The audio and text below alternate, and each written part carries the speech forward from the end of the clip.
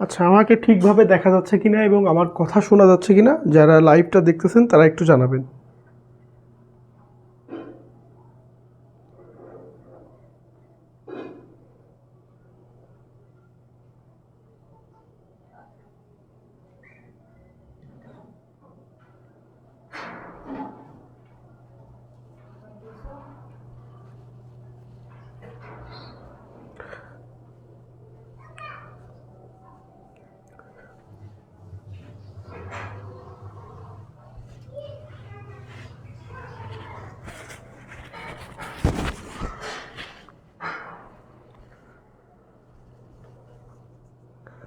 আচ্ছা, জি, সব ঠিক আছে। আচ্ছা, আমরা ক্লাসটা শুরু করে দেই, পরবর্তীতে সকলে জয়েন করবে।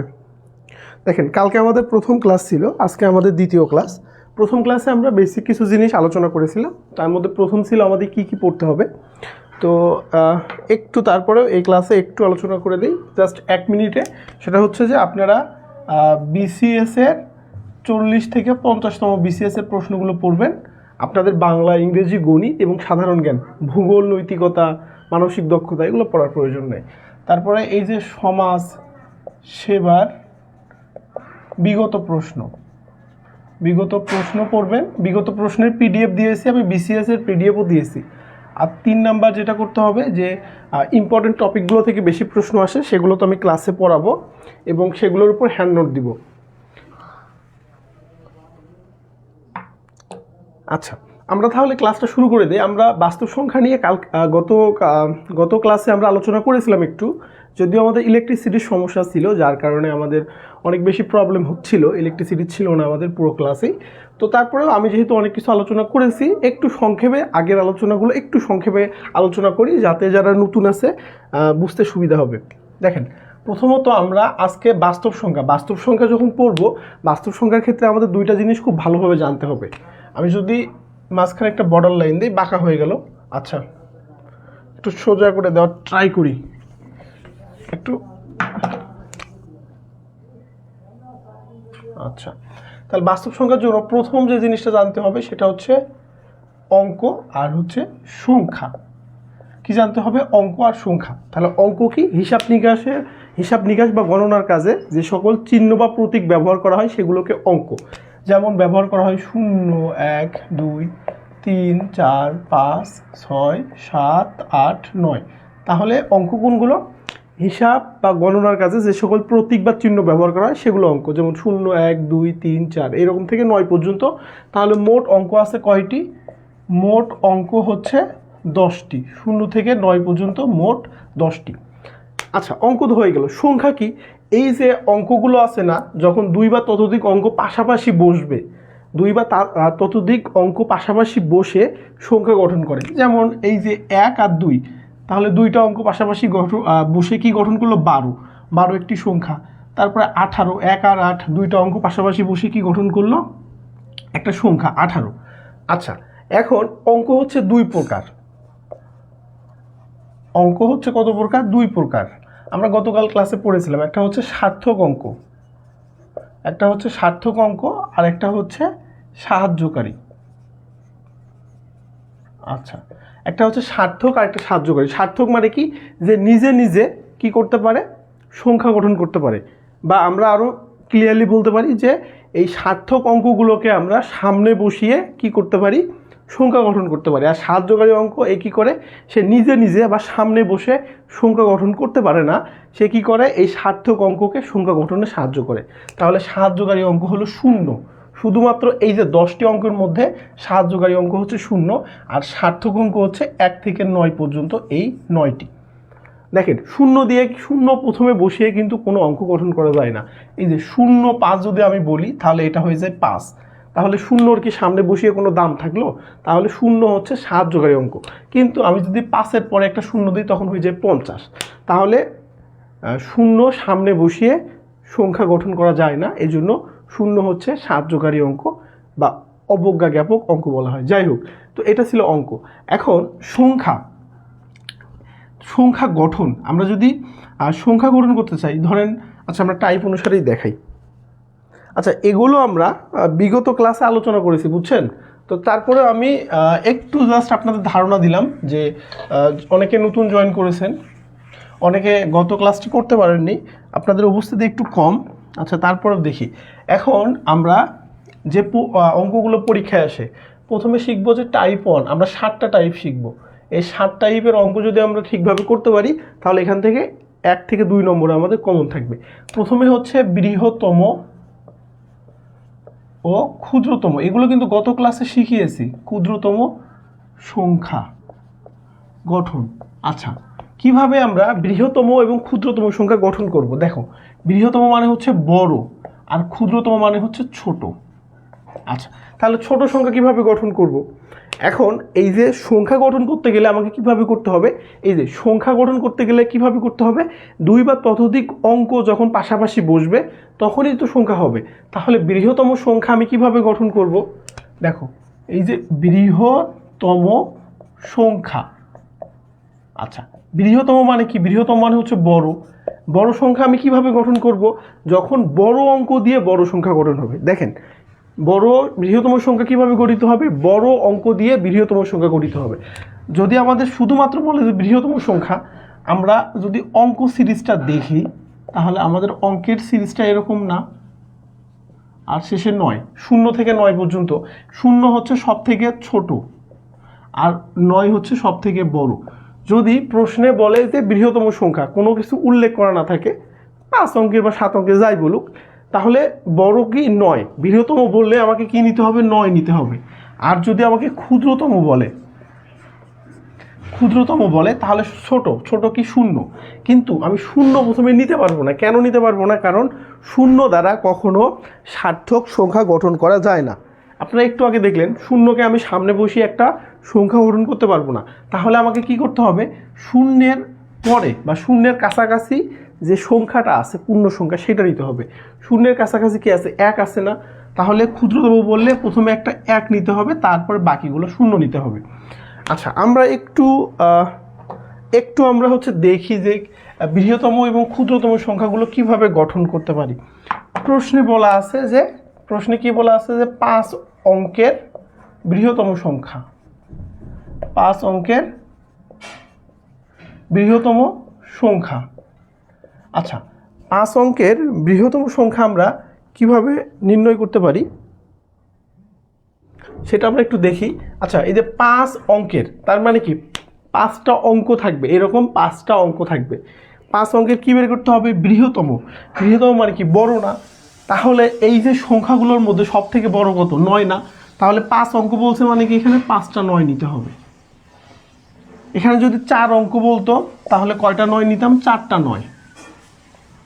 এখানে যত অঙ্ক বলবে আর যদি বৃহত্তম থাকে তাহলে ততটা 9 নিতে হবে। একইভাবে আমাকে যদি বলে যে 5 অঙ্কের ক্ষুদ্রতম সংখ্যা, কি 5 অঙ্কের ক্ষুদ্রতম সংখ্যা।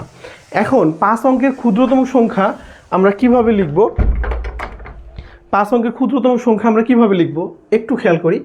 দেখেন, এই অঙ্ক সিরিজের মধ্যে সব থেকে ছোট হচ্ছে 0, কিন্তু 0 প্রথমে বসিয়ে আমরা সংখ্যা গঠন করতে পারি না। তাহলে প্রথমে কি করব? 0-এর থেকে বড় কি আছে? 1। প্রথমে একটা 1 লিখব। এখানে 5 অঙ্ক বলছে, একটা হয়ে গেছে, বাকি 4টা হবে 0। তাহলে এইভাবে আমরা কি করব? ছোট এবং বড়, বৃহত্তম এবং ক্ষুদ্রতম সংখ্যা গঠন করব। যদি এখানে বলে যে 4 অঙ্কের ক্ষুদ্রতম সংখ্যা, তাহলে প্রথমে একটা 1, পরে হবে 3টা 0। এখানে যত সংখ্যা বলবে, ক্ষুদ্রতম বলা মানে প্রথমে একটা 1 নিয়ে বাকিগুলো হবে 0। আচ্ছা, তো এগুলো হচ্ছে এক প্রকার গেল। দেখো, বৃহত্তম ও ক্ষুদ্রতম সংখ্যা গঠন করার টাইপ হচ্ছে 2টা। এই টাইপ থেকে প্রশ্ন সব থেকে বেশি আসে যে 5 অঙ্কের, 6 অঙ্কের বা 4 অঙ্কের বৃহত্তম সংখ্যা নির্ণয় করো বা ক্ষুদ্রতম সংখ্যা নির্ণয় করো, এইভাবে নির্ণয় করতে হবে।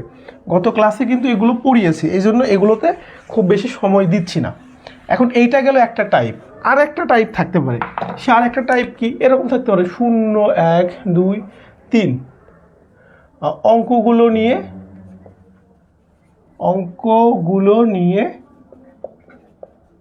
4 অঙ্কের বৃহত্তম ও ক্ষুদ্রতম সংখ্যা কত? এরকম প্রশ্ন থাকতে পারে। 2 টাইপ। একটা হচ্ছে এরকম সংখ্যা উল্লেখ দেওয়া থাকবে না, অঙ্ক উল্লেখ থাকবে না, শুধু বলবে 4 অঙ্ক বা 5 অঙ্ক। আরেকটা কি এরকম প্রশ্নেই দেওয়া থাকবে 0 1 2 3 এই অঙ্কগুলো নিয়ে 4 অঙ্কের বৃহত্তম ক্ষুদ্রতম সংখ্যা। তাহলে এখন আমার বৃহত্তম কি হবে একটু চিন্তা করেন। এখন আমার বৃহত্তম কি হবে, এইখানে যে অঙ্কগুলো দেওয়া আছে প্রশ্নে এইখান থেকে সব থেকে বড় কোনটা, সব থেকে বড় 3, তার থেকে ছোট কত 2। মানে আমরা কি করতেছি যে বড় থেকে ছোট, বৃহত্তম বললে আমরা কি করব, বড় থেকে ছোট সাজাবো। সব থেকে বড় 3, তারপর 2, তারপর 1, তারপর 0। তাহলে এই 0 1 2 3 এই অঙ্কগুলো নিয়ে যদি আমি বৃহত্তম সংখ্যা গঠন করি তাহলে সেই সংখ্যাটা সব থেকে বড় কি 3 আগে আসবে, তারপরে 2 আসবে, তারপরে 1 আসবে, তারপরে 0। আচ্ছা যদি ক্ষুদ্রতম বলে, ক্ষুদ্রতম যদি বলে তাহলে কি হবে, সব থেকে ছোট সংখ্যা। তাহলে কি হবে, সব থেকে ছোট সংখ্যাকে এখানে 0 না, তাহলে আমাকে প্রথমে কি নেওয়া উচিত ছিল 0। কিন্তু 0কে আমি সামনে বসিয়ে একটা সংখ্যা গঠন করতে পারবো না, এই জন্য 0 সামনে বসবে না। 0-র পরে, 0-র কাছাকাছি কোন সংখ্যাটা আছে, 0-র পরে 1 আছে না, 0-র থেকে একটু বড়, তাহলে প্রথমে একটা 1 নিতে হবে, তারপর নিতে হবে 0, তারপর হচ্ছে 2, তারপর 3। ক্ষুদ্রতম বললে কি হবে, ছোট থেকে বড় আকারে সাজাতে হবে, ছোট থেকে বড়। তাহলে যদি বৃহত্তম বলে বড় থেকে ছোট, মানে আগে বড়, তার থেকে ছোট, তার থেকে ছোট, এরকম বড় থেকে ছোট আকারে সাজাবো। আর যদি ক্ষুদ্রতম বলে ছোট থেকে বড়, সেক্ষেত্রে যদি 0 থাকে আগে আমরা 0টা লিখতে পারবো না, 0 আগে লিখলে সেইটা সার্থক সংখ্যা হবে না। তাহলে কি করতে হবে, এই 0-এর আগে, 0-এর কাছাকাছি যে সংখ্যাটা থাকবে সেইটা আগে লিখতে হবে। দেখো এখানে যদি 1 না থেকে 2, তারপর 4 থাকতো, 1 নাই, কি আছে 0 2 4 2 3 4, তাহলে কিন্তু আমি প্রথমে 1 লিখতে পারতাম না, কারণ 0-এর কাছাকাছি কি আছে 2 আছে, তখন লিখতাম 2 0 3 4। তো আমাদের এইরকম যদি প্রশ্নে মান দেওয়া থাকে আমাদের দেখতে হবে সব থেকে ছোট কোনটা। ছোট যদি 0 হয় তাহলে 0 বাদ দিয়ে ছোট কোনটা আছে, 0 বাদ দিয়ে ছোট 2 না, তাহলে আগে 2 লিখবো, তারপর 0, তারপর বাকিগুলো ছোট থেকে বড় আকারে সাজাবো। হ্যাঁ অনেকে পেরেছেন, আমরা কিন্তু গত ক্লাসে এগুলো আলোচনা করেছি। আচ্ছা কারো কি সমস্যা আছে, এই যে হচ্ছে বৃহত্তম ও ক্ষুদ্রতম সংখ্যা কিভাবে গঠন করব, এগুলো আমরা ইতিপূর্বেই শিখেছি। আচ্ছা এখন আমরা বৃহত্তম ও ক্ষুদ্রতম সংখ্যা কিভাবে গঠন করতে হয়, কারো প্রশ্ন আছে? যারা লাইভটা দেখতেছেন কারো প্রশ্ন আছে একটু বলেন তো, যে বৃহত্তম ও ক্ষুদ্রতম সংখ্যা গঠন নিয়ে কারো কোনো প্রশ্ন আছে?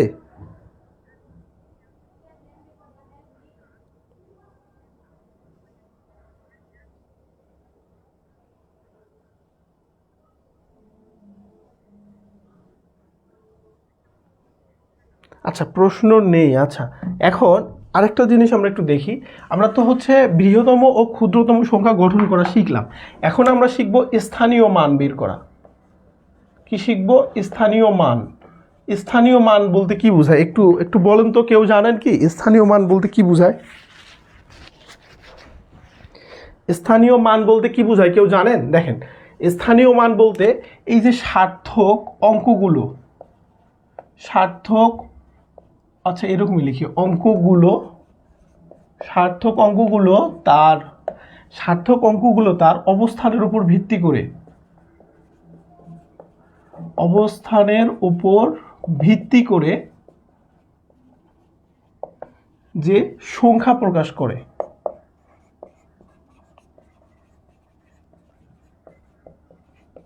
তাই তার স্থানীয় মান। আজকে আমাদের একটু বেশি পড়তে হবে, এই জন্য একটু দ্রুত ফাস্ট, এগুলো আমি গত ক্লাসে শিখিয়েছি। স্থানীয় মান কি, সার্থক অঙ্কগুলো তার অবস্থানের উপর ভিত্তি করে যে সংখ্যা প্রকাশ করে বা যে মান প্রকাশ করে সেটাই হচ্ছে স্থানীয় মান। আচ্ছা আমরা একটু দেখি যে এই যে 5 5 5, 3টা 5, এখন 3টা 5 এ মাঝের পাশের, এই যে মাঝের 5 এর স্থানীয় মান কত, এটা প্রশ্নে আসছে অনেকবার, এই প্রশ্নটা অনেকবার আসছে। দেখেন 3টাই 5 না, 5 5 5, এই 3টা 5-এর মধ্যে মাঝের 5, মাঝের 5 কোনটা, এইটা না, মাঝের 5-এর স্থানীয় মান কত? তো স্থানীয় মানটা কি, এই যে যে কোনো একটা অঙ্ক, যে কোনো একটা অঙ্ক তার অবস্থানের উপর ভিত্তি করে যে সংখ্যাটা প্রকাশ করে। এখন স্থানীয় মান কিভাবে বের করে, দেখেন এটা হচ্ছে একক, এটা হচ্ছে দশক, এটা হচ্ছে শতক, এখানে যদি আরেকটা সংখ্যা থাকতো তারপর সেটা হতো হাজার, তারপর অযুত, লক্ষ, নিযুত, কোটি, আমরা অবস্থানটা জানলাম। তাহলে 5 গুণ একক, দেখেন এই 5-এর অবস্থান কোথায়, এককে না, তাহলে 5 গুণ একক, তাহলে একক মানে 1 না, তাহলে 5 আর 1 গুণ করলে হয় 5। তারপরে এই 5-এর অবস্থান কোথায়? একক, দশক, দশকের ঘরে না, তাহলে আমরা কি লিখলাম? দশক। 5 গুণ দশক, দশক মানে কত? 10। 5 আর 10 গুণ করলে কত হয়? 50। তাহলে এই 5-এর অবস্থান কোথায়? শতকের ঘরে না, তাহলে 5 গুণ শতক, শতক মানে 100 না, তাহলে 500। আপনারা একটু খেয়াল করেন, এই প্রথম যে ঘরে আছে এককের ঘরে তার মান হচ্ছে কত? 5। দ্বিতীয় সংখ্যা যে দশকের ঘরে আছে তার মান হচ্ছে 50। এই যে তৃতীয় যে সংখ্যা 5 আছে বা হচ্ছে শতকের ঘরে 5 আছে তার মান হচ্ছে 500। তাহলে এই যে একই 5 তাদের অবস্থানের উপর ভিত্তি করে তাদের মানগুলো পরিবর্তন হয়ে গেল না? এই 5 কি প্রথমে ছিল বা একক স্থানে ছিল জন্য এর মান 5, এটা দশক স্থানে আসার জন্য এর মান 50, এইটা শতকে আসার জন্য এর মান 500। তাহলে একই সংখ্যা বা একই অঙ্ক তার অবস্থানের উপর ভিত্তি করে তার মানগুলো পরিবর্তন হচ্ছে, এটাই স্থানীয় মান। তাহলে এখানে 5-এর স্থানীয় মান কত? 50। যদি এই 5-এর কথা বলতো তার স্থানীয় মান কত হইতো? 500। আচ্ছা, স্থানীয় মান কি বুঝতে পেরেছেন? আচ্ছা, এইগুলো পারি স্কিপ করেন। আচ্ছা জনি, প্রিন্স আপনি পারেন, আরেকজন তো নাও পারতে পারে। শোনেন, এখানে স্কিপ করার কোনো অপশন নেই, কেন জানেন? কারণ আমি তো পার্টিকুলার একজনকে টার্গেট করে আমি কোর্স বানাই না। আমি কোর্সটা বানাই আমার যতগুলো স্টুডেন্ট আছে বা আপকামিং যারা আসবে তারা যেন আমার এই ক্লাসটা তো আমার রেকর্ড থাকবে, তারা যেন প্রত্যেকটা টপিক আমার ক্লাসটা দেখে বোঝে। এখন আপনি পারেন এজন্য আমি স্কিপ করলাম, আরেকজন তো নাও পারতে পারে, তখন সে আমাকে আবার জিজ্ঞাসা করবে যে স্যার এইটা আমাকে একটু বলেন। তো এই জন্য আমি কোনো টপিক স্কিপ করতে পারবো না। আমার গতকালকে মানে গত ক্লাসে নেটের প্রবলেম হয়েছিল, ইলেকট্রিসিটি ছিল না, আজকেও একটু নেটের প্রবলেম মনে হচ্ছে। তো এই কারণে আমি কিন্তু আবার প্রথম থেকে পড়াচ্ছি, যাতে পরবর্তীতে আপনারা এই রেকর্ড ক্লাসগুলো দেখলে আপনারা যেন বুঝতে পারেন যে না এই জায়গায় আমার সমস্যা হচ্ছে, আমি রেকর্ডটা দেখি, আপনার সমাধান হয়ে যাবে। তো যেগুলো আপনারা পারেন সেগুলো একটু কম বুঝাবো, যেগুলো আপনারা একটু সমস্যা হবে সেগুলো একটু বেশি করে সময় দিব।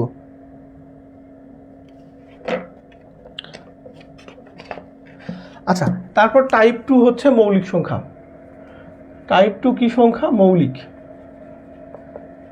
আচ্ছা, আমি বুঝতে পারছি আপনারা গত ক্লাস যারা করেছেন তারা আপনারা চাচ্ছেন যে আমি যেন এগুলো স্কিপ করি। আমি দ্রুত শেষ করে দিচ্ছি স্কিপ করার থেকে, যাতে আপনাদের জন্য ভালো হয়, যারা আপকামিং দেখবে তাদের জন্য একটু সুবিধা হয়।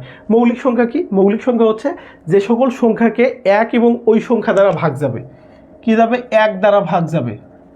আর কি দেওয়া যাবে? ওই সংখ্যা। তাহলে এই দুইটা সংখ্যা দ্বারা কি যাবে? ভাগ যাবে। এবং এখানে আরেকটা শর্ত আছে, সংখ্যাটা কি হবে? 1 থেকে বড় হবে। তাহলে মৌলিক সংখ্যা কি হবে? মৌলিক সংখ্যা প্রথম শর্ত হচ্ছে 1 থেকে বড় হবে এবং ওই সংখ্যাটা 1 দ্বারা ভাগ যাবে, আর যে সংখ্যাটা সেই সংখ্যা ওই সংখ্যা মাত্র দুইটা সংখ্যা দ্বারা ভাগ যাবে। এখন মৌলিক সংখ্যার সংজ্ঞা আপনারা অনেকেই জানেন। তাহলে মৌলিক সংখ্যা কাকে বললাম? যে সকল সংখ্যা 1 থেকে বড় এবং 1 এবং ওই সংখ্যা ছাড়া অন্য কোনো গুণনীয়ক নেই বা অন্য কোনো সংখ্যা দ্বারা ভাগ যায় না, তাদেরকে মৌলিক সংখ্যা বলে। যেমন 2, 3, 5, 7, 11, 13, তারপরে হচ্ছে 17, 19, এরকম করে চলতেই আছে। আচ্ছা, আমরা একটু দেখি, এই যে 2কে আমরা 1 দ্বারা ভাগ করতে পারবো আর 2 দ্বারা ভাগ করতে পারবো। 3কে আমরা 1 দ্বারা ভাগ করতে পারবো, 3 3, আবার 3কে আমরা 3 দ্বারা ভাগ করতে পারবো। 5কে আমরা 1 দ্বারা ভাগ করতে পারবো, 5কে আমরা 5 দ্বারা ভাগ করতে পারবো। তাহলে মৌলিক সংখ্যাকে শুধুমাত্র দুইটা সংখ্যা দ্বারা ভাগ যাবে। আচ্ছা, এখন এইখান থেকে প্রশ্ন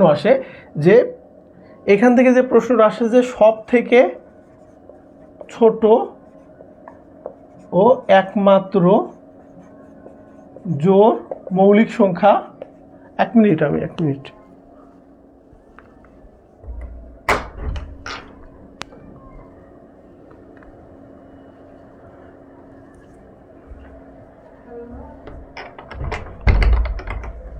আচ্ছা, আমরা একটু দেখি যে সব থেকে ছোট এবং একমাত্র জোড় মৌলিক সংখ্যা হচ্ছে 2। তাহলে কি সব থেকে ছোট? তাহলে যতগুলো মৌলিক সংখ্যা আছে তার মধ্যে সব থেকে ছোট হচ্ছে 2, আর একমাত্র জোড় মৌলিক সংখ্যা হচ্ছে 2। পৃথিবীতে যতগুলো জোড় সংখ্যা আছে কোনোটাই কিন্তু মৌলিক সংখ্যা না, শুধুমাত্র 2 ছাড়া। আচ্ছা, আমরা একটা টেকনিক দেখব, যে টেকনিকের মাধ্যমে আমরা মৌলিক সংখ্যাগুলো মনে রাখতে পারি। সে টেকনিকটা কি? দেখেন, টেকনিকটা হচ্ছে এই যে মাঝে আমি একটা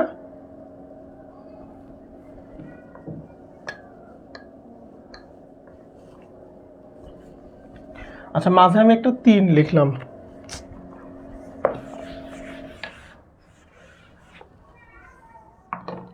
আচ্ছা দেখেন, মাঝে আমি একটা কি লিখলাম, 3 লিখলাম।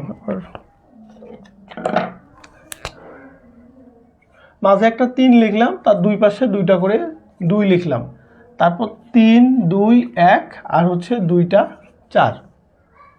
আচ্ছা, তাহলে এর মানে কি, এটা আপনারা মনে রাখবেন, মাঝে 3, তার দুই পাশে দুইটা করে 2, 2টা 4, 3 2 1, এটা আপনারা মুখস্থ রাখবেন। এই সংখ্যাটা, এই সংখ্যার মাধ্যমে আপনারা খুব সহজে বের করতে পারবেন যে কোন সংখ্যা থেকে কোন সংখ্যা পর্যন্ত কতটি মৌলিক সংখ্যা আছে। দেখেন, এই প্রথম 4 মানে হচ্ছে 1 থেকে 10 পর্যন্ত, এই প্রথম 4 মানে হচ্ছে 1 থেকে 10 পর্যন্ত 4টি মৌলিক সংখ্যা আছে। 11 থেকে 20 পর্যন্ত 4টি মৌলিক সংখ্যা আছে। 21 থেকে 30, দেখেন সিকোয়েন্স দেখেন, প্রথম 4 মানে 1 থেকে 10, পরের 4 মানে 11 থেকে 20, পরের 2 মানে 21 থেকে 30, 31 থেকে 40, তারপরে হচ্ছে 41 থেকে 50, তারপরেরটা হচ্ছে 51 থেকে 60, তারপরেরটা 61 থেকে 70, তারপরেরটা হচ্ছে 71 থেকে 80, তারপরেরটা হচ্ছে 81 থেকে 90, আর লাস্টেরটা হচ্ছে 91 থেকে 100। এটা আপনারা সিকোয়েন্স। তাহলে এই টেলিফোন নাম্বারটা আপনারা মুখস্থ রাখবেন। তাহলে প্রথম 4 মানে কি, 1 থেকে 10 পর্যন্ত 4টা মৌলিক সংখ্যা আছে, তারপরে 11 থেকে 20 পর্যন্ত 4টা মৌলিক সংখ্যা, এইভাবে লাস্টে 91 থেকে 100 পর্যন্ত মৌলিক সংখ্যা কয়টা আছে, একটা। এবং এই অঙ্কটা, তাহলে মোট মৌলিক সংখ্যা আছে 25টি। কত থেকে, এই যে 1 থেকে 100 পর্যন্ত, 1 থেকে 100 পর্যন্ত মৌলিক সংখ্যা আছে মোট কয়টি, 25টি। তাহলে আমরা 1 থেকে 100 পর্যন্ত মৌলিক সংখ্যা কতটি আছে আমরা খুব সহজে বের করতে পারলাম। এখন এখান থেকে প্রশ্ন কিভাবে আসে এটা আমাদের জানতে হবে। প্রশ্ন আসতে পারে যে 1 থেকে 30 পর্যন্ত, 1 থেকে 30 পর্যন্ত কতটি মৌলিক সংখ্যা আছে, এটা কিন্তু প্রশ্ন আসছে পরীক্ষায়। 1 থেকে 100 পর্যন্ত, 1 থেকে 30 পর্যন্ত মৌলিক সংখ্যা কয়টি, আপনাদের দিতে পারে যে হচ্ছে 11 থেকে 50 পর্যন্ত, বা 1 থেকে 70 পর্যন্ত, বা 60 থেকে 70 পর্যন্ত, বা 60 থেকে 80 পর্যন্ত, যে সংখ্যাই বলুক। এখানে কি বলছে, 1 থেকে 30। আপনি গণনা শুরু করেন, এই যে 1 এখানে শুরু হয়েছে না, 1 থেকে 10, 11 থেকে 20, 21 থেকে 30, তার মানে এই ঘর পর্যন্ত না। এখন আপনি যোগ করেন, এই 4 4 8 আর 2 10, তাহলে 1 থেকে 30 পর্যন্ত মৌলিক সংখ্যা আছে মোট কয়টি, 30টি। আপনাকে বললো যে 1 থেকে 40 পর্যন্ত, তাহলে 40-এর ঘরে এটা না, তাহলে এই 2 দুগুণে 4, 4 দুগুণে 8, 8 দুগুণে 12, 1 থেকে 40 পর্যন্ত কতটি মৌলিক সংখ্যা আছে, 12টি। তাহলে প্রশ্নে যেভাবে আসুক আপনি এইভাবে খুব সহজেই কিন্তু মানগুলো বের করতে পারবেন। দেখেন, আচ্ছা, আশা করি আপনাদের মৌলিক সংখ্যা নিয়ে বা মৌলিক সংখ্যা থেকে কিভাবে প্রশ্ন আসবে এটা নিয়ে আপনাদের আর সমস্যা নেই। আমাদের আরেকটা বিষয় জানতে হবে।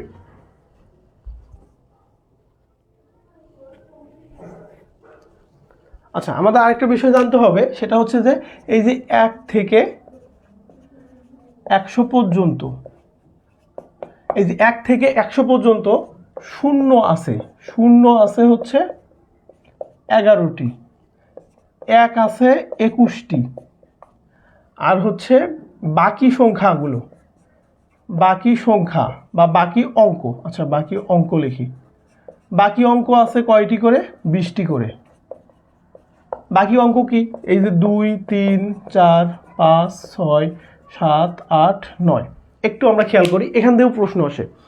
1 থেকে 100 পর্যন্ত শূন্য আছে 11টি, 1 আছে 21টি, আর বাকি অঙ্ক এই যে 2 আছে 20টি, 3 আছে 20টি, 4 আছে 20টি, 5 আছে 20টি, 6 আছে 20টি, 8 আছে 20টি, 7 আছে, মানে একবারে 2 থেকে 9 পর্যন্ত প্রত্যেকটা অঙ্কই কি 20টা করে আছে। আপনাকে প্রশ্নে আসতে পারে যে হচ্ছে 1 থেকে 100 পর্যন্ত কতটি 5 আছে, এরকম প্রশ্ন কিন্তু অনেকবার পরীক্ষায় এসেছে। 1 থেকে 100 পর্যন্ত কতটি 5 আছে, আমরা কিন্তু নর্মালি হিসাব করতে পারি। এই যে প্রথম 5 আছে, 15-তে একটা 5 আছে, 25-এ 5 আছে, তারপর 35-এ 5 আছে, 45-এ 5 আছে, 55-তে 2টা 5 আছে, এইভাবে কিন্তু গণি। অনেকে 55-তে 50-এ 5 আছে, তারপর 51 52 53 এগুলোতে কিন্তু 5 আছে। আমরা এইভাবে গুনতে কিন্তু অনেক সময় ভুল হয়ে যাবে। তো এইভাবে না করে আমরা মুখস্থ রাখবো, খুবই ইজি। 1 থেকে 100 পর্যন্ত শূন্য আছে 11টি, 1 আছে 21টি, এবং বাকি অঙ্ক কি 2 3 4 5 6 7 8 9, এগুলো আছে 20টি করে।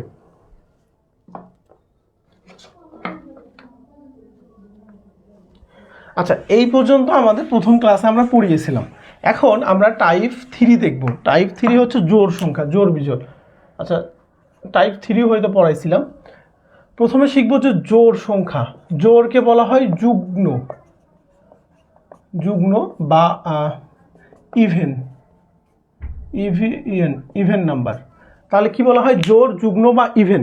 এখন আপনারা বলেন তো জোড় সংখ্যা কাকে বলে? আপনারা একটু বলেন তো যে জোড় সংখ্যা কাকে বলে? বলেন, জোড় সংখ্যা তো আমরা সবাই চিনি, কাকে বলে জোড় সংখ্যা? জোড় সংখ্যা কাকে বলে বলেন? দেখেন, জোড় সংখ্যা কাকে বলে? যে সকল সংখ্যাকে 2 দ্বারা ভাগ করা যায় তাকে জোড় সংখ্যা বলে।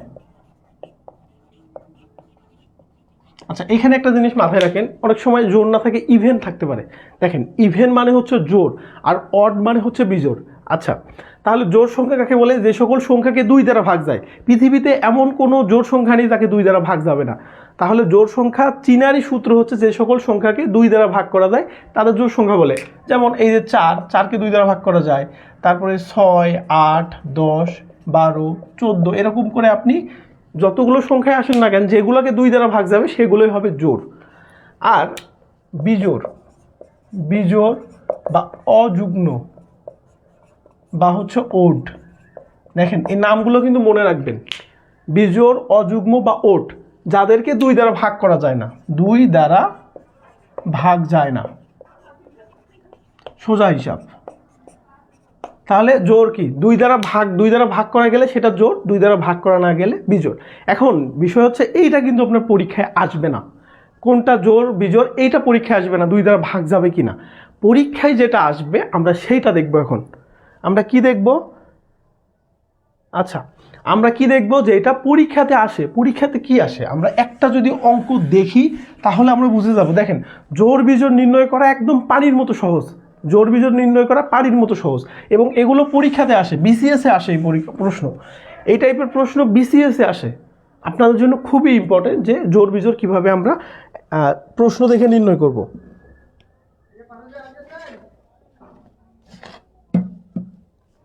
দেখেন, আমি একটা প্রশ্ন লিখি যে যদি ক ও খ উভয় জোড় সংখ্যা হয় তাহলে নিচের, এখানে লিখি তাহলে। আচ্ছা, এই সময় মানে দেশের যে অবস্থা, ইলেকট্রিসিটি থাকে না বললেই চলে। বিভাগীয় শহরে যদি ইলেকট্রিসিটি না থাকে তাহলে কোথায় থাকবে? তাহলে নিচের কোনটি অবশ্যই বিজোড় সংখ্যা?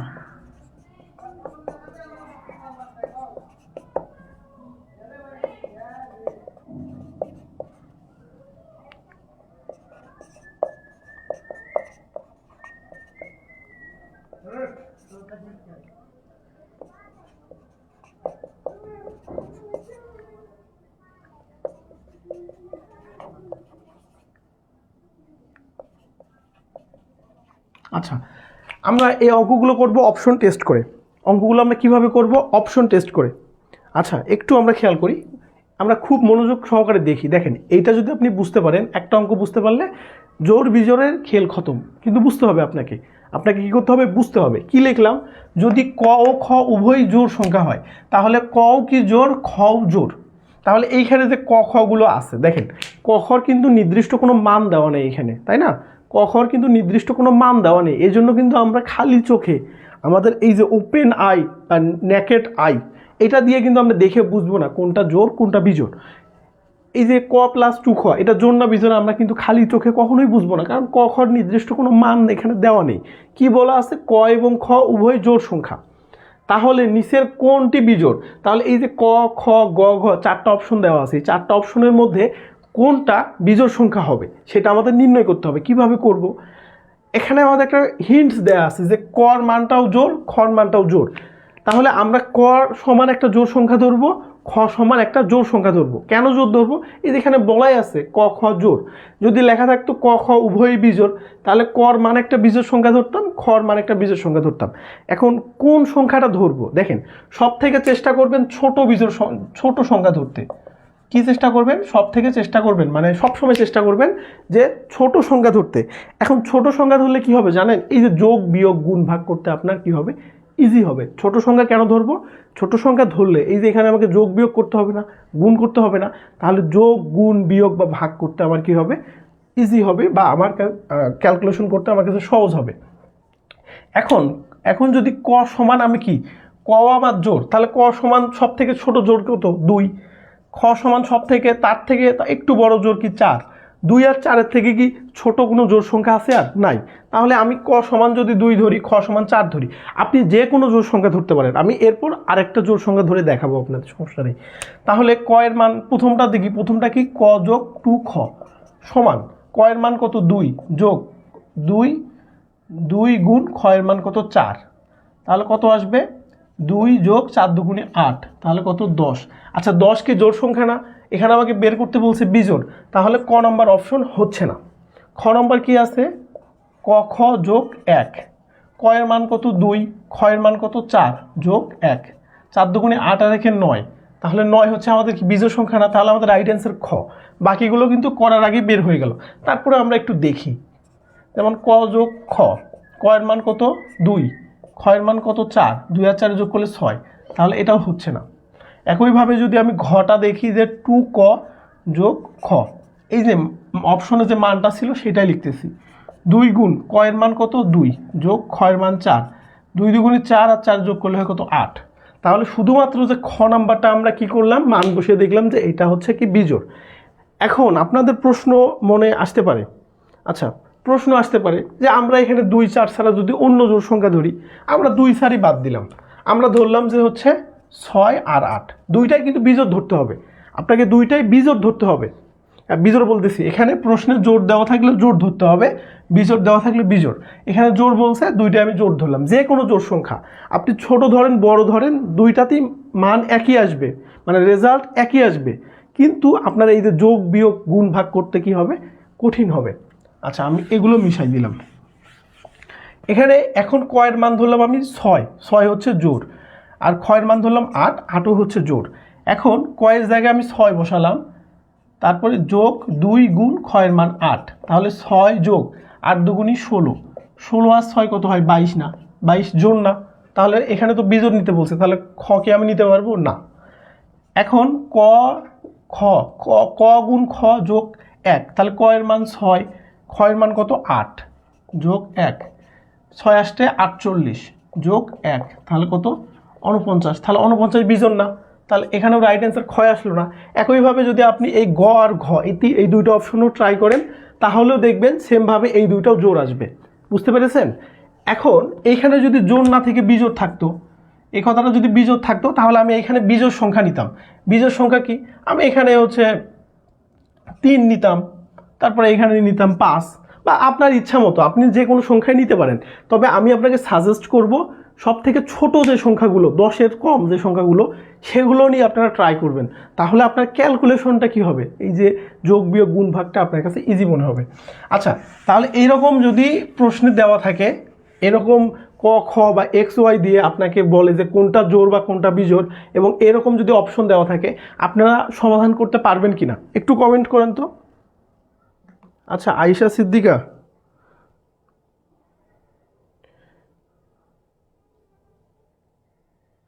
আচ্ছা আপনারা পারবেন? জোড় বিজোড় কি পারবেন? একটু কমেন্টে বলবেন তো। এই যে মামুন, প্রিয়া, তারপরে হচ্ছে ঐশ্বরিয়া, ক্রিকেট পাগলি, আরও যারা আছে সবাইকে তো নাম দেখতে পাচ্ছি না। আপনাদের জোড় বিজোড়ের সমস্যা হবে কি? আপনারা একটু কমেন্ট করে বলেন তো আমাকে, যে জোড় বিজোড় বের করতে আপনাদের সমস্যা হবে কি? জোড় বিজোড় সংখ্যা বের করতে কি সমস্যা হবে? আমাকে একটু বলেন, না বললে কিভাবে বুঝবো?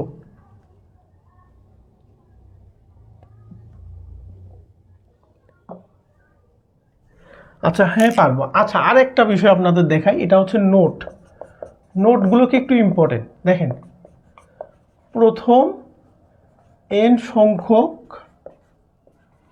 আচ্ছা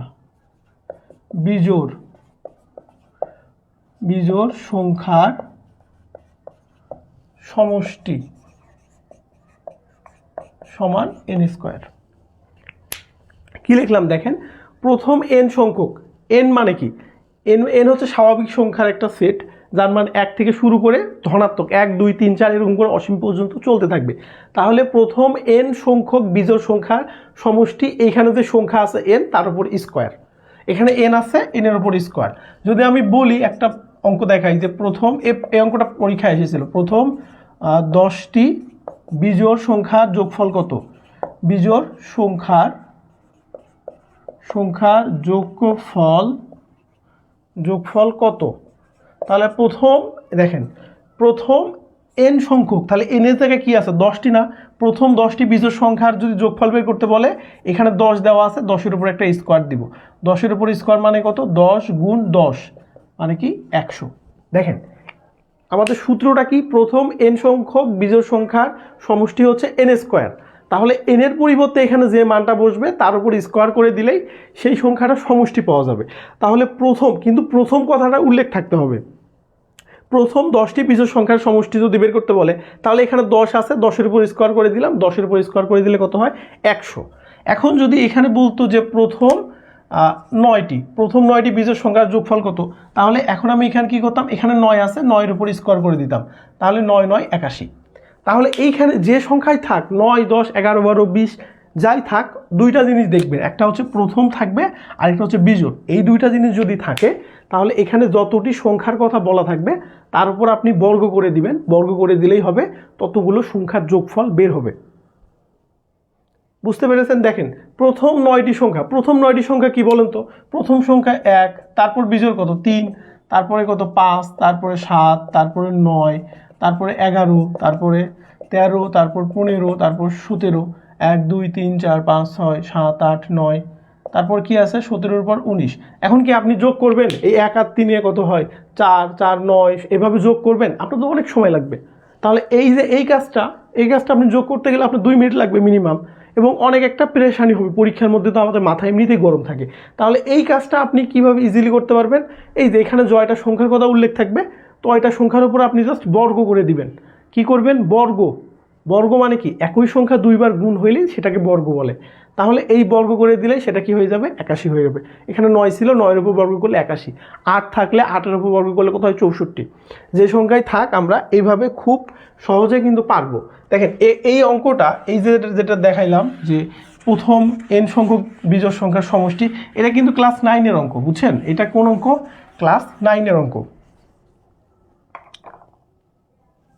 আচ্ছা আমরা এখন টাইপ 4 দেখব, আমাদের আর 3টা টাইপ করলেই হবে। টাইপ 4 কি, মূলদ অমূলদ সংখ্যা। আমরা অনেকেই নাম শুনেছি মূলদ ও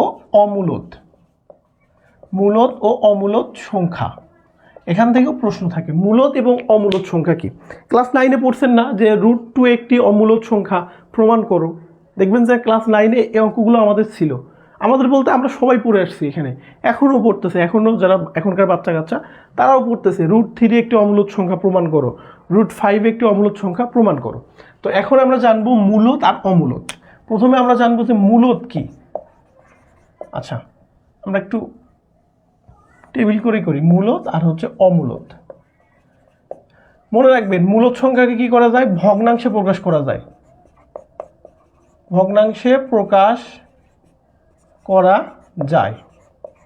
আর এটা হচ্ছে ভগ্নাংশে প্রকাশ করা যায় না। কি বললাম, মূলদ সংখ্যাকে ভগ্নাংশে প্রকাশ করা যায়। ভগ্নাংশ বোঝেন, এই যে উপরে একটা সংখ্যা থাকবে, নিচে একটা সংখ্যা, এই যে 5/7, এটা হচ্ছে একটা ভগ্নাংশ। তাহলে এই 5/7, তাহলে যে সকল সংখ্যাকে বা যে সকল পূর্ণ সংখ্যা বলতে পারি, পূর্ণ সংখ্যা বললে একটু লিমিটেড হয়ে যায়, আমরা বলবো যে সকল সংখ্যাকে ভগ্নাংশে প্রকাশ করা যায় বা এই ভাগ আকারে প্রকাশ করা যায় সেগুলোই মূলদ সংখ্যা। ভালো করে শুনেন, যে সকল সংখ্যাকে ভগ্নাংশে প্রকাশ করা যায় সেই সকল সংখ্যাকে কি বলে, মূলদ সংখ্যা। যে সকল সংখ্যাকে ভগ্নাংশে প্রকাশ করা যায় না সেগুলো হচ্ছে অমূলদ সংখ্যা। এখন কোনটা মূলদ কোনটা অমূলদ এইটা আমাদের চিনতে হবে। দেখেন তাহলে এই যে 5/7, এটাকে কি করা যাচ্ছে বলেন তো, এই 5/7কে ভগ্নাংশে প্রকাশ করা গেছে না, এটা তো একটা ভগ্নাংশ আছে, তাহলে এটা মূলদ। তারপরে যদি এরকম থাকে 1.5 কি হবে, এটাও অমূলদ সংখ্যা। এখন এটা তো ভগ্নাংশ নাই, এটা দশমিক আছে, সাধারণ দশমিক, এটাকে আমরা কি লিখতে পারি 15/10। এই যে দশমিকটা তুলে দিলাম, দশমিকের জন্য একটা 1, আর দশমিকের পর একটা ঘর আছে, এই জন্য 0। এখন দশমিক এই যে মূলদ আর অমূলদ চেনার জন্য আরেকটা ওয়ে আছে, সেই ওয়েটা আমি আপনাকে বলি। আচ্ছা, আর জোড় সংখ্যা থাকলে, জোড় সংখ্যা আসবে না, জোড় সংখ্যা থাকলে, জোড় সংখ্যার অন্য সূত্র আছে, বুঝছেন? কে প্রশ্ন করছেন? ঐশ্বরিয়া। জোড় সংখ্যা থাকলে জোড় সংখ্যার একটা সূত্র আছে, এগুলো আলোচনা করব ধারা। ধারা নামে একটা গণিতের অধ্যায় আছে, সেই ধারা অধ্যায়ে আমরা বাকিগুলো আলোচনা করব। তো এইটার সঙ্গে যেটা রিলেটেড ছিল সেটা শিখাইছি। ধারাতে এরকম আছে, কীরকম আছে যে জোড়, বিজোড়, তারপরে আছে বর্গ, ঘন। যদি বর্গ থাকে তখন সমষ্টি কী হবে, ঘন থাকলে সমষ্টি কী হবে, এরকম আরও অনেকগুলো ফাংশন আছে, সেগুলো আমরা তখন শিখব। এখন যেটা শেখার প্রয়োজন এই আপনাদের বাস্তব সংখ্যার সঙ্গে রিলেটেড, সেটা আমি শিখাইলাম। দেখেন এখন এইটা হচ্ছে মূলত কি বুঝবো, দশমিকের পর ঘর সংখ্যা সসীম থাকবে, আর এটা কি থাকবে, দশমিকের পর অসীম থাকবে। দশমিকের পর কি থাকবে, অসীম। আচ্ছা, এই পার্থক্যটা দিয়ে আপনারা, দুইটা পার্থক্য দিয়ে আপনারা এই মূলদ আর অমূলদ চিনতে পারবেন। একটা হচ্ছে যে ভগ্নাংশ আকারে প্রকাশ করা যায়, এটা ভগ্নাংশ আকারে প্রকাশ করা যায় না। ভগ্নাংশকে আমরা কি বলি, পি কিউ বলি। আমরা 9-10-এ কিন্তু পি কিউ পড়েছিলাম যে পি ভাগ কিউ আকারে প্রকাশ করা যায়, আর এই মূলদে পি ভাগ কিউ আকারে প্রকাশ করা যায় না। আর আমরা চিনব কীভাবে, যদি এরকম ভগ্নাংশ না থাকে, দশমিক থাকে, তাহলে দশমিকের পর যে ঘর থাকবে সেই ঘর সংখ্যা কি থাকবে, সসীম থাকবে। আমরা গুনতে পারবো যে কতটা ঘর আছে। যেমন এরকম যদি থাকে 5.0057 এরকম থাকলো, এই সংখ্যাটা কি, মূলদ সংখ্যা। কেন? কারণ দশমিকের পর কয়টা ঘর আছে আমরা গুনতে পারতেছি, সসীম, 2, 4, 5টা। কিন্তু দশমিকের পর যদি ঘর সংখ্যা অসীম থাকে, কেমন অসীম, এই যে 5.0077 এরকম ডট ডট থাকে। এইরকম ডট ডট থাকা মানে কি, এটা চলতেই আছে। ডট ডট থাকা মানে কি, এটা চলতেই আছে। এইরকম যে সকল সংখ্যা আছে সেই সকল সংখ্যাকে বলা হয় অমূলদ সংখ্যা। মূলদ আর অমূলদের বেসিক পার্থক্যটা কি আপনারা ধরতে পারছেন? একটু কমেন্ট করেন তো, এই যে যারা দেখতেছেন। তাহমিনা, প্রথম জোড় সংখ্যা বললে, দেখেন আমি প্রথমেই বললাম যে এটা আলাদা সূত্র আছে এগুলোর, ধারার অধ্যায়। এই যে ধারা অধ্যায় যখন পড়াবো তখন এটার ডিটেলস আলোচনা করব। আচ্ছা, এই যে তাহমিনা, ঐশ্বরিয়া, তারপরে হচ্ছে ইফতিজাহান, উম্মে সুমাইয়া, তারপরে কফিল, আরও যারা যারা দেখতেছেন, প্রিয়া, তারা কি মূলদ অমূলদের বেসিক পার্থক্য যে দুইটা বললাম এই দুইটা ধরতে পারছেন, যে কিভাবে চিনবেন আপনারা? একটু কমেন্ট করেন তো। এই যে মামুন, আচ্ছা মামুন চিনতে পারছেন, বাকিরা একটু কমেন্ট করেন তো যে বেসিক পার্থক্যটা ধরতে পারছেন কিনা। তারপরে আমরা আরও কিছু উদাহরণ দেখব।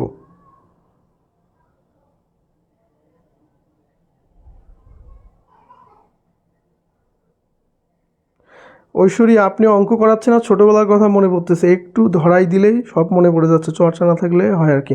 হ্যাঁ, আমার কাজ হচ্ছে আপনাকে গুছিয়ে দেওয়া, আমি কিন্তু আপনাকে শিখাইতে আসি নাই, আমি আপনাকে শিখাইতে পারবো না, আপনি আপনার নিজেকে শিখাবেন। আমার কাজ হচ্ছে আপনাকে প্রত্যেকটা টপিক গুছিয়ে দেওয়া, কোথায় থেকে প্রশ্ন হবে, কিভাবে হবে, এটা আপনাকে আমি ধরাই দিব, আপনি বাসায় প্র্যাকটিস করবেন, পড়বেন। আচ্ছা, সমস্যা নেই। এখন একটু আমরা খেয়াল করি। আচ্ছা, এটা একটু মিশাই দিই, তাহলে আপনাদের জন্য বুঝতে সুবিধা হবে। আচ্ছা, আপনারা তো দশমিক সংখ্যা বুঝলেন, যেমন এরকম যদি থাকে, যেমন 5/7 এটা দশমিক, তারপরে 1.005 অথবা 1.07, 7-এর উপরে একটা ফোঁটা, এই ফোঁটাকে বলা হয়, এই 7-এর উপরে ফোঁটা মানে এটা পৌনঃপৌনিক। এটাও কিন্তু কি, এটাও মূলদ সংখ্যা, কারণ দশমিকের পর আর ঘর সংখ্যা গণা যাচ্ছে না, এই দশমিকের পর দুইটা ঘর সংখ্যা আছে। তাহলে দশমিকের পরে ঘর সংখ্যাগুলো যদি আমরা গুনতে পারি আর সসীম হয়, গুনতে পারলে আমরা বুঝবো এটা হচ্ছে আমাদের মূলদ সংখ্যা। অমূলদ কোনটা হবে, 1.4738 ডট ডট এরকম যদি থাকে, মানে যেগুলোর মান ডট ডট, যেমন পায়ের মান, তারপরে এর মান, এগুলোর মান কি, এগুলোর মান আপনারা যখন দেখবেন যে এরকম ডট ডট চলতেই আছে, আমার নোটে দেয়া থাকবে এগুলো, সেগুলো কি অমূলদ সংখ্যা। তো আমাদের মোটামুটি এটা বুঝলেই হবে। আচ্ছা, আমরা একটা অঙ্ক দেখব, বুঝছেন, আমরা একটা অঙ্ক দেখি, তাহলে আমাদের কি হবে, আরও বিষয়টা ক্লিয়ার হবে। আচ্ছা, কোনটি অমূলদ সংখ্যা? আচ্ছা, এটা একটা প্রশ্ন।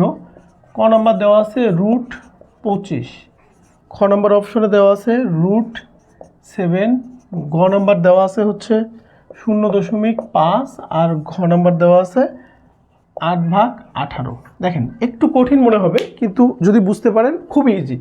এইটা একটা পরীক্ষা এসেছিল এবং খুব ইম্পর্টেন্ট অঙ্ক। আপনাদের যদি এই টাইপের অঙ্ক থাকে শুধুমাত্র সংখ্যাগুলো চেঞ্জ হয়ে যাবে। এখানে √25-এর জায়গায় অন্য একটা সংখ্যা দেওয়া থাকবে, এখানে √7-এর জায়গায় অন্য একটা সংখ্যা, মানে এগুলো জাস্ট সংখ্যাগুলো পরিবর্তন হবে, কিন্তু নিয়ম একই। এখন অমূলদ সংখ্যা কি?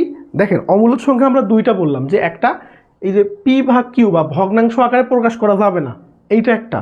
আর একটা কি দেখলাম? আরেকটা দেখলাম যে যদি ভগ্নাংশ আকারে দেওয়া থাকে, প্রশ্নে তো ভুলও দিতে পারে, সেটা কি হবে?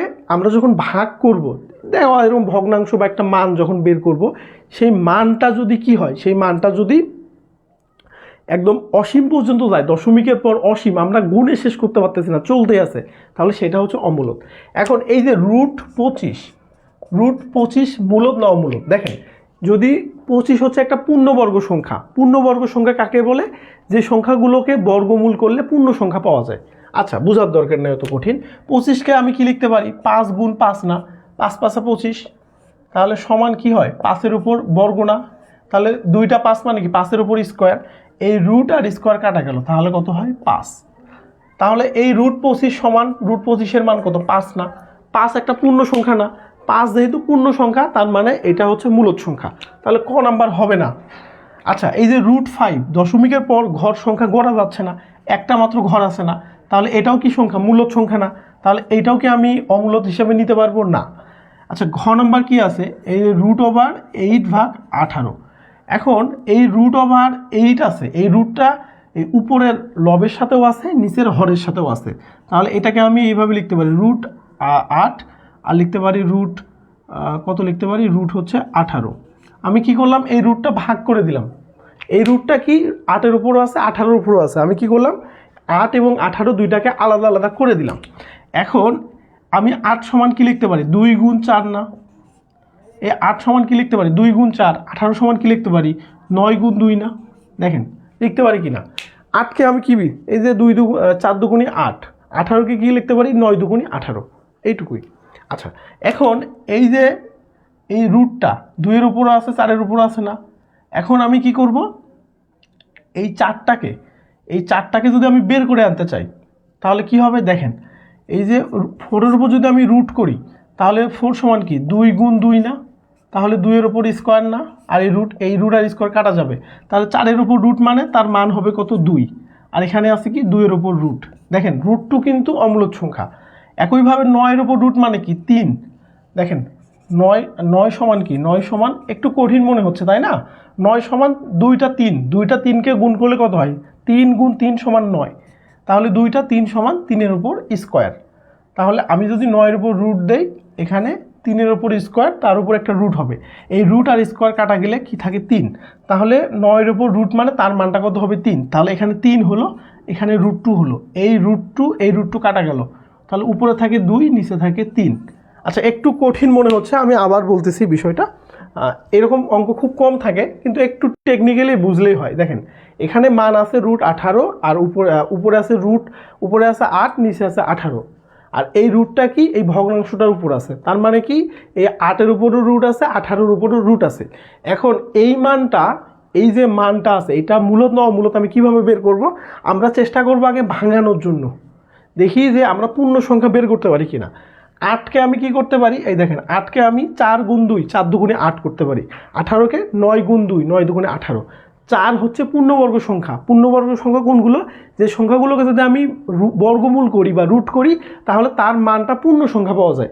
4কে আমি রুট বা বর্গমূল করলে পূর্ণ সংখ্যা 2 পাবো, এই 2টা সামনে আসলো। আর √2, 2কে রুট করলে কি হবে?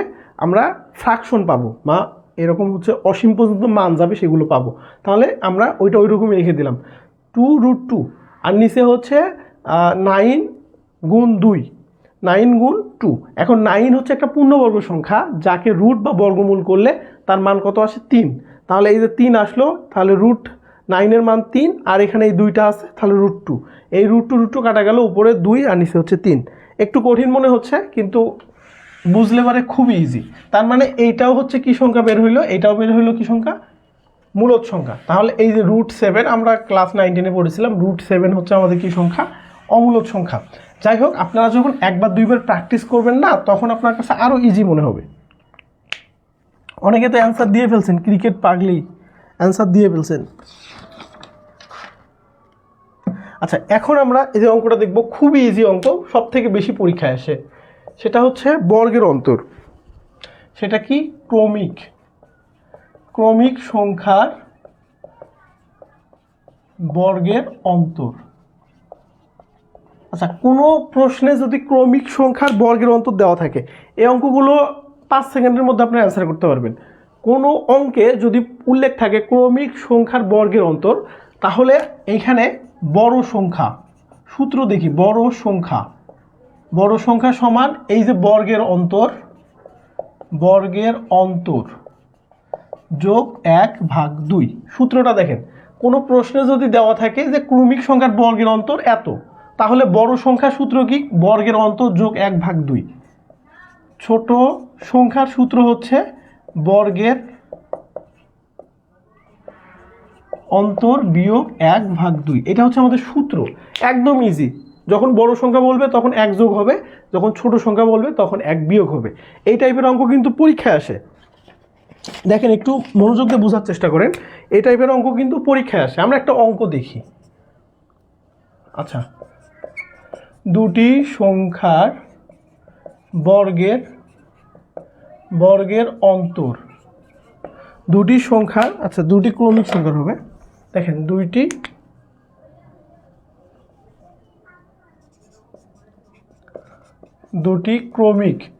ক্রমিক সংখ্যার বর্গের অন্তর। দুটি ক্রমিক সংখ্যার বর্গের অন্তর কত? দুটি ক্রমিক সংখ্যার বর্গের অন্তর 199 হলে সংখ্যা দুটি কত? সংখ্যা দুটি কত? দেখেন, এখানে সংখ্যা দুটি চাইতে পারে, অথবা ছোট সংখ্যাটি কত, বড় সংখ্যাটি কত। দুইটা সংখ্যায় তো সমান হবে না, একটা ছোট হবে একটা বড় হবে। তাহলে দুইটি ক্রমিক সংখ্যার বর্গের অন্তর 199 হলে সংখ্যা দুইটি কত, বা প্রশ্নে শুধুমাত্র চাইতে পারে ছোট সংখ্যাটি কত অথবা বড় সংখ্যাটি কত, যেটাই চাক। তাহলে আমরা দেখব যে এই যে ক্রমিক সংখ্যার বর্গের অন্তর কথাটা লেখা থাকলেই বড় সংখ্যার সূত্র, বড় সংখ্যার সূত্র কি? এই যে বর্গের অন্তর, আগে এরকম একটা ভাগ দিব, তারপর কি? বর্গের অন্তর যোগ 1/2। আচ্ছা, এখানে বর্গের অন্তর মান কত? দেখেন, এই যে বর্গের অন্তর 199 না, 199, তার সাথে কি যোগ হবে? 1/2। তাহলে 199 আর 1 যোগ করলে হয় 200, 200কে 2 দ্বারা ভাগ করলে হয় কত? 100। তাহলে আমরা বড় সংখ্যাটি কত পেলাম? 100। তাহলে ছোট সংখ্যাটি কত হবে? ছোট সংখ্যাটি কি? বর্গের অন্তর, সূত্র কি? বর্গের অন্তর বিয়োগ 1/2। বর্গের অন্তর কত? 199, সেখান থেকে 1 বিয়োগ করব, ভাগ 2। 199 থেকে 1 বিয়োগ করলে হয় 198 ভাগ 2। তাহলে 198কে 2 দ্বারা ভাগ করলে কত হয়? 99। তাহলে বড় সংখ্যা পেলাম 100, ছোট সংখ্যা পেলাম 99। দেখেন, এইখানে শুধুমাত্র কি হবে? সংখ্যাটা চেঞ্জ হবে, সব কিছু এক, সূত্র এক। আপনি কি করবেন? বর্গের অন্তর যে সংখ্যাটা দেওয়া থাকবে সেটার সাথে 1 যোগ করে 2 দ্বারা ভাগ করে দিলে কি পাবেন? বড় সংখ্যা। ছোট সংখ্যা কখন পাবেন? যে সংখ্যাটা দেওয়া থাকবে তার থেকে 1 বিয়োগ করে 2 দ্বারা ভাগ করবেন। মাথার মধ্যে গেঁথে নেন। বড় সংখ্যা কিভাবে পাবো? যে অন্তর, যে সংখ্যাটা এখানে দেওয়া থাকবে, 199 থাক, 299 থাক, 300 থাক, 500 থাক, 1000 থাক, 10,000 থাক, যাই থাক, এখানে যে সংখ্যাটা দেওয়া থাকবে সেই সংখ্যাটার সাথে 1 যোগ করে 2 দ্বারা ভাগ করব। তাহলে যে সংখ্যাটা পাবো সেটা হবে বড় সংখ্যা। ছোট সংখ্যা কীভাবে পাবো? এখানে যে সংখ্যাটা দেওয়া থাকবে সেটা থেকে 1 বিয়োগ করে 2 দ্বারা ভাগ করব। 1 বিয়োগ করে 2 দ্বারা ভাগ করব। 2 দ্বারা ভাগ করলে যে মানটা পাবো সেটা হবে ছোট সংখ্যা। আচ্ছা, বর্গের অন্তর দিয়ে যদি অঙ্ক থাকে তাহলে কারো সমস্যা হবে? বলেন তো, যদি বর্গের অন্তর দিয়ে প্রশ্ন থাকে তাহলে আপনারা পারবেন কি না? যদি বর্গের অন্তর 119 হলে ছোট সংখ্যাটি কত? একটু সবাই কমেন্ট করেন তো, ছোট সংখ্যাটি কত? আচ্ছা, এটা আপনারা সকলে কমেন্ট করেন যে এটার অ্যান্সার কত হবে। যারা দেখতেছেন, এই যে হচ্ছে ক্রিকেট পাগলি, আয়েশা সিদ্দিকা, জনি প্রিন্স, তারপরে হচ্ছে আরও কে আছে, তাহমিনা, তারপরে কফিল, প্রিয়া, ক্রিকেট পাগলি, আপনারা যারা আছেন, যারা লাইভটা দেখতেছেন, এটার মান কত হবে বলেন। দুইটি ক্রমিক সংখ্যার বর্গের অন্তর 119 হলে ছোট সংখ্যাটি কত? দ্রুত কমেন্ট করেন, কত অ্যান্সার হবে?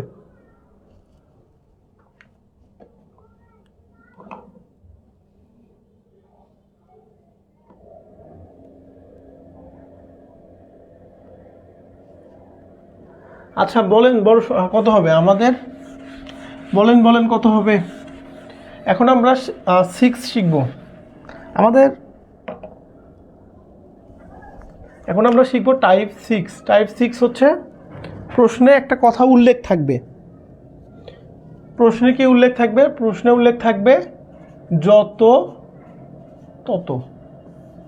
প্রশ্নে যত তত যদি উল্লেখ থাকে, বা আমরা বলতে পারি যত বড় তত ছোট। আমরা আরও স্পেসিফিকভাবে যদি বলি যে যত বড় তত ছোট, প্রশ্নে যদি এই কথাটা উল্লেখ থাকে যে যত বড় তত ছোট, এই কথাটা উল্লেখ থাকলে এই রকম আমরা যেমন ক্রমিক সংখ্যার বর্গের অন্তর 5 সেকেন্ডে সমাধান করলাম, এই অঙ্কটাও আমরা জাস্ট 5 সেকেন্ডে সমাধান করতে পারবো। এটার অ্যান্সার কত হবে বলেন? ছোট সংখ্যাটি কত হবে? শুধুমাত্র একজন, আচ্ছা সকলের রিপ্লাই ঠিক আছে যে ইফতি বড় সংখ্যা 60, ছোট সংখ্যা হচ্ছে 59। ঠিক আছে, দেখেন যদি এরকম প্রশ্নে থাকে যে যত বড় তত ছোট, একটা সংখ্যা 500 থেকে যত বড়, 300 থেকে তত ছোট, এই টাইপের যত বড় তত ছোট এই কথাটা উল্লেখ থাকলে আমাদের কি করতে হবে? বড় সেই সংখ্যাটি নির্ণয় সূত্রটা আমরা দেখব যে সংখ্যাটি সমান, তাহলে যত বড় তত ছোট এই টাইপের কথা যদি কোনো একটা প্রশ্নের মধ্যে উল্লেখ থাকে তাহলে আমাদের কি বের করতে বলবে? সংখ্যাটি কত। তাহলে সংখ্যাটি কি হবে? এই যে হচ্ছে বড় সংখ্যা যোগ ছোট সংখ্যা। এই প্রশ্নে দুইটা সংখ্যা দেওয়া থাকবে না, একটা বড় দেওয়া থাকবে, একটা ছোট, ভাগ 2। একই সূত্র দেখেন, প্রশ্নে দেওয়া আছে যত বড় তত ছোট, তার মানে একটা সংখ্যা বড় একটা সংখ্যা ছোট, তাহলে সংখ্যাটির নির্ণয় সূত্র হচ্ছে বড় সংখ্যা যোগ ছোট সংখ্যা ভাগ 2। আচ্ছা আমরা একটা প্রশ্ন যদি দেখি 301 আর 381। আচ্ছা একটি সংখ্যা 301 থেকে যত বড় 381 থেকে তত ছোট, সংখ্যাটি কত?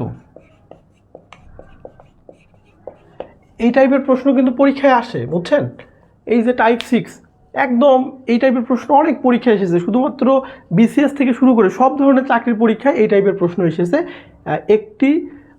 একটি সংখ্যা, এখানে একটা সংখ্যাটা স্কিপ হয়ে গেছে, একটি সংখ্যা 301 থেকে যত বড় 381 থেকে তত ছোট, সংখ্যাটি কত? তাহলে সংখ্যাটির সূত্র কি একটু বলেন তো? সংখ্যাটি কি নির্ণয় করব? এই যে বড় সংখ্যা যোগ ছোট সংখ্যা, তাহলে সূত্র হচ্ছে বড় সংখ্যা যোগ ছোট সংখ্যা, তারপর কি ভাগ 2। বড় সংখ্যা কত? দেখেন বড় সংখ্যা কত? 381 না? এই তো 381 যোগ ছোট সংখ্যা কত? 301 না? 301 ভাগ 2। এখন আপনারা যোগ করেন, 1 আর 1 যোগ করলে হয় 2, 0 আর 8 যোগ করলে হয় 8, 3 আর 3 6 ভাগ 2। তাহলে 682কে 2 দ্বারা ভাগ করেন, তাহলে 3 দুগুণী 6, 4 দুগুণী 8, 1, তাহলে 341। বুঝতে পারছেন কিভাবে করলাম? সংখ্যাটি বড় সংখ্যা ছোট সংখ্যা, মানে এখানে যে দুইটা সংখ্যা দেওয়া থাকবে এই সংখ্যা দুইটা যোগ করে 2 দ্বারা ভাগ করলেই সংখ্যাটি পাওয়া যাবে। এখানে 381 জায়গায় যদি অন্য সংখ্যা থাকে, এখানে দেওয়া আছে 500, এখানে দেওয়া আছে 300, বা এখানে দেওয়া আছে 300, এখানে 500, যেটাই দেওয়া থাক একই প্রসেস। দেখেন এখানে যদি দেওয়া থাকতো একটি সংখ্যা 500 থেকে যত বড় 300 ধরলাম, 300 থেকে তত ছোট, সংখ্যাটি কত? একই 500 আর 300 যোগ করে দিবেন, তাহলে 500 যোগ 300 ভাগ 2, তাহলে 800 ভাগ 2 সমান কত? 400। তাহলে এই টাইপের অঙ্ক যদি পরীক্ষায় থাকে তাহলে আপনারা কিভাবে সমাধান করতে পারবেন? বুঝতে পেরেছেন? কারো সমস্যা আছে? যদি কোনো প্রশ্নে যত বড় তত ছোট এই কথাটা উল্লেখ থাকে, বা যত ছোট তত বড় এই কথাটা যদি উল্লেখ থাকে, তাহলে সেই প্রশ্নটা কিভাবে সমাধান করবেন? কারো কোথাও সমস্যা আছে? একটু কমেন্ট করেন তো। আচ্ছা এই যারা দেখতেছেন লাইভ ক্লাসটা, কারো কোথাও সমস্যা আছে এই অঙ্কে? একটু কমেন্ট করেন তো দ্রুত।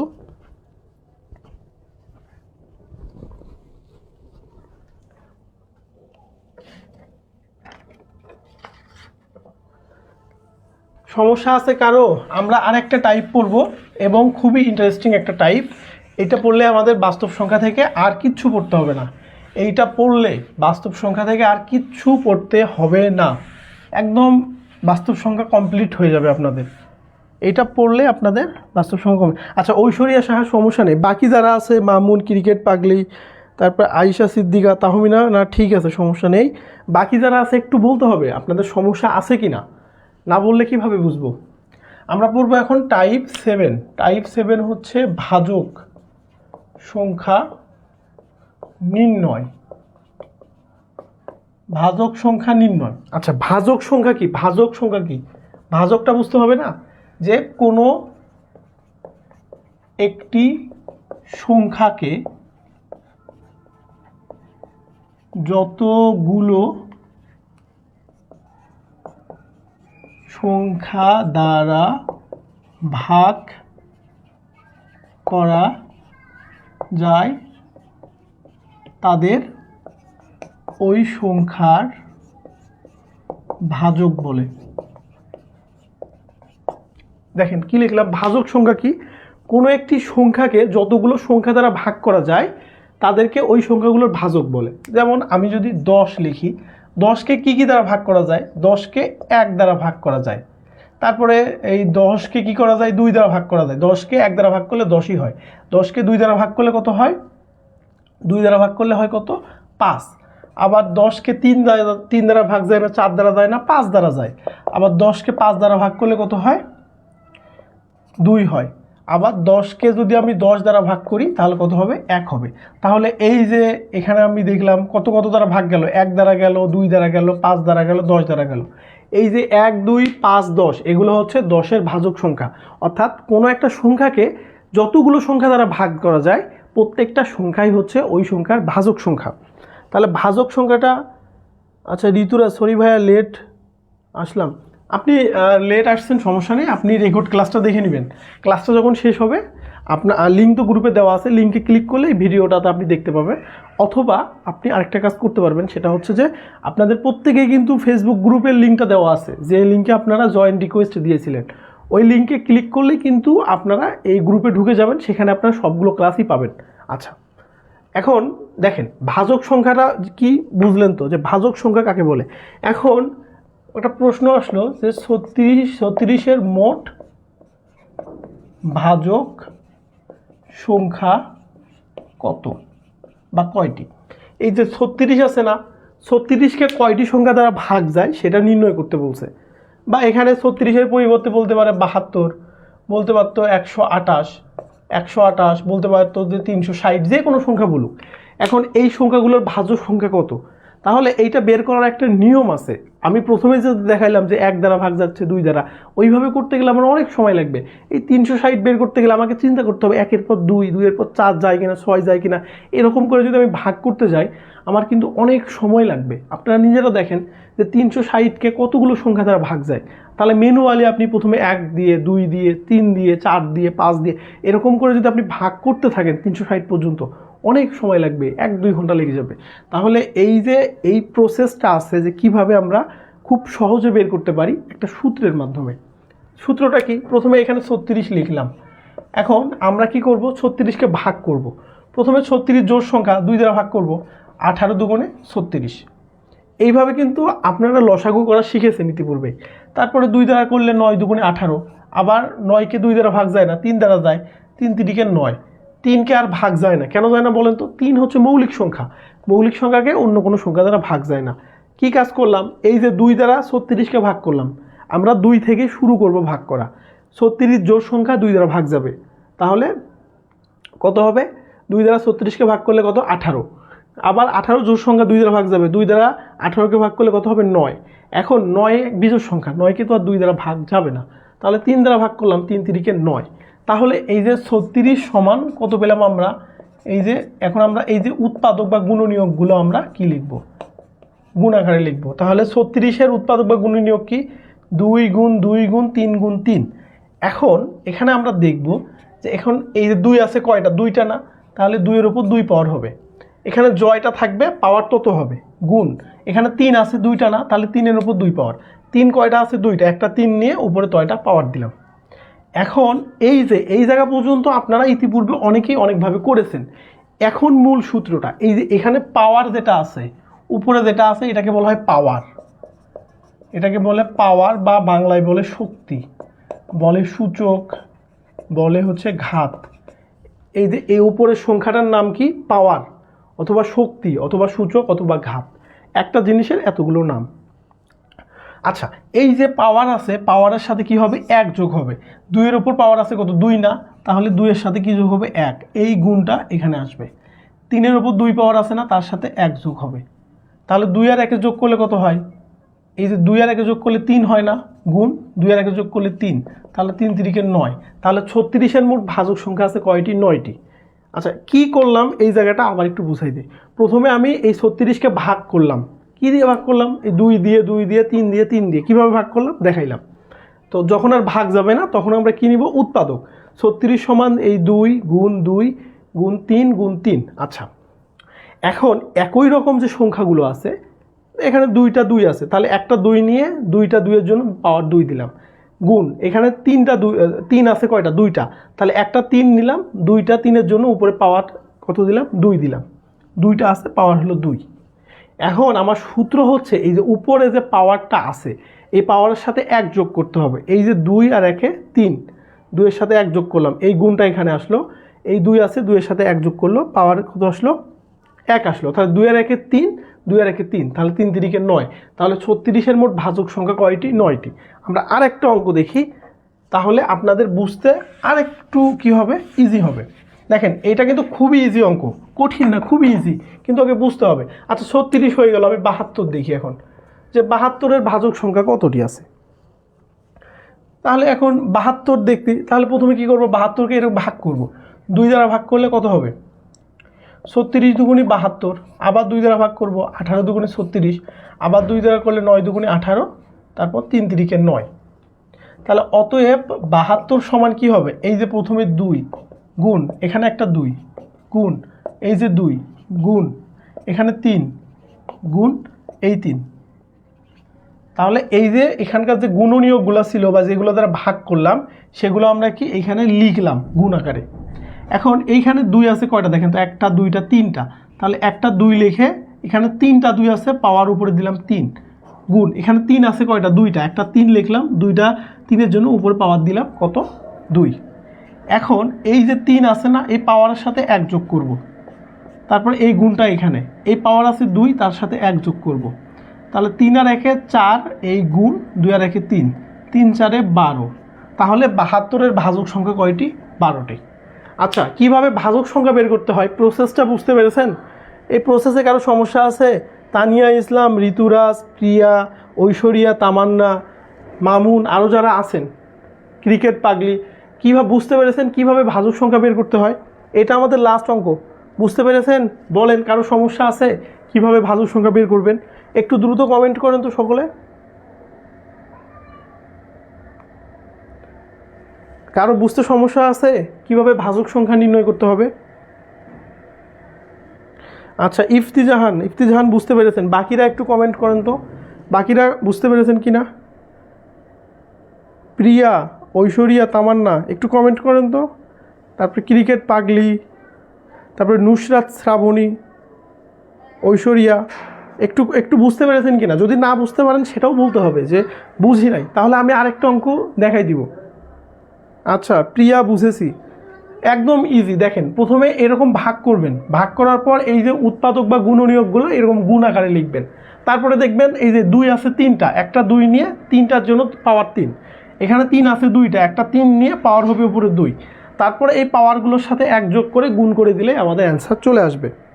আচ্ছা, সকলেই বুঝতে পেরেছেন? বুঝলাম। দেখেন, বাস্তব সংখ্যা থেকে এই যে 7টা টাইপের অঙ্ক করাইলাম, এর বাইরে অঙ্ক আসবে না। সো আপনারা চেষ্টা করবেন এই ক্লাসটা আবার দেখতে, হ্যান্ড নোট দিয়ে দেবো আমি ক্লাস শেষে, এই অঙ্কগুলো দেখবেন। কোথাও যদি সমস্যা থাকে আবার ক্লাসটা দেখবেন।